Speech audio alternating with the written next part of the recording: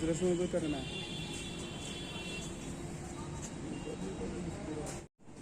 কাগজটা নিয়ে হাতের ভিতরে যেটা ছবি ইউনাইটেড ফ্রেন্ডসের হয়ে আমি প্রতিনিধিত্ব করছি, সেই কাগজে জমা দিলাম পিটিসি।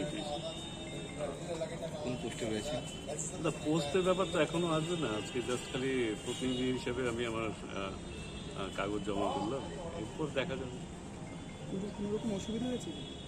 না, অসুবিধার তো কোনো কারণ নেই, পত্রপত্রিকায় দেখেছিলাম, কিন্তু আমার তো এসে তা মনে হয়নি। আর মানিক সাহার সরকার আমার মনে হয় না এমন কিছু করার কেউ সাহস পাবে। এত নিচু স্তরে নেমে এসে ক্রীড়ার আঙিনায়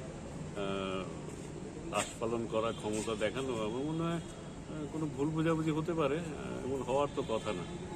এত নিচে নেমে এই সরকারের আমলে কোথাও কোনো ক্রীড়ার আঙ্গনে হোক, সাংস্কৃতিক আঙিনাই হোক, এমন ধরনের কিছু হবে বলে আমার বিশ্বাস হচ্ছে না।